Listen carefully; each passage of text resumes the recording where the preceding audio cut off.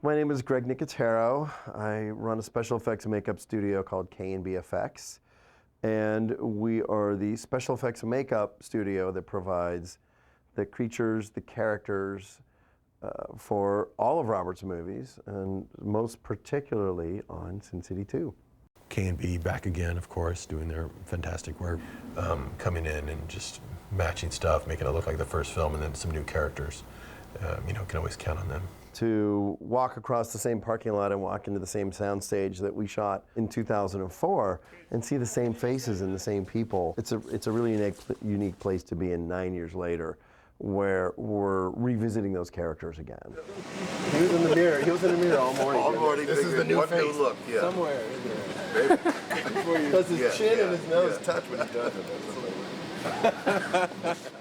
We all have a really great relationship, and we've developed it over the years of working together and collaborating and presenting to our director, here's the solution to how to do this.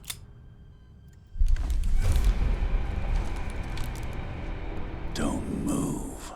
We had a visual template because of Frank's books, so we always knew what we were shooting, which frame, which panel was being shot in terms of reference to the graphic novel. Accents like highlighting the eyes or changing the color of one particular character or taking any of the reflection out of the glasses. It was the little accents that had made it really not only capture the spirit of the books, but make it a visual experience as a movie. Thanks for my life, man. In the first movie, the makeup was time consuming. I got a call from Robert and I said, we got to figure out a way to just streamline that process and do the down and dirty as quick as we can, because you got to put yourself in a mindset to sit in that makeup chair, because you're the first person in there and you're cold and you're tired and you just got out of bed, and the last thing you want is people putting glue on your face and airbrushing. And I didn't want it to be something that overpowered anyone to the point where it's like, oh, the makeup, we have to deal with this. That's not the way you want to go into any scenario. So we tried to make it fun. Designing characters for movies, everything has to fit organically within that and allow the director and his vision to sort of grow as he gets together with the actors and they rehearse and then they shoot scenes and they start, it sort of coalesces in front of you. And there was always a concern when you do character prosthetics is you don't want to hide the actor. You still want to be able to feel the actor in there. If you build stuff up too much, then it distances your audience from them and then it feels like a mask. So it's always really critical to keep the actor in as part of the character.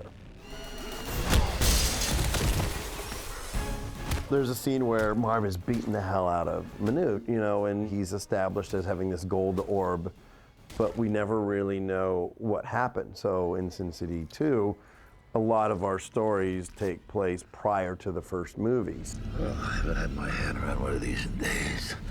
Do you want a dry eyeball? Hey, no, Jeremy, bring one of the dry eyeballs. Dry ball? No, I'll just show them like this. Okay.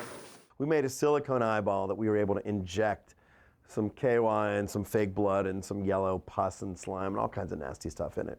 So I'm just out of frame. I'm about 5 feet away from Mickey, and during the take, he's punching into a bag with blood splattering up on him, and then he reaches out and pulls the eyeball up. Well, I haven't had my hand around one of these in days. Turns it and pops it into his mouth. Wasn't supposed to do that. He was supposed to just look at it. So I look over at Robert and Gino, and I'm looking up, and when I look back, he swallows. Wow.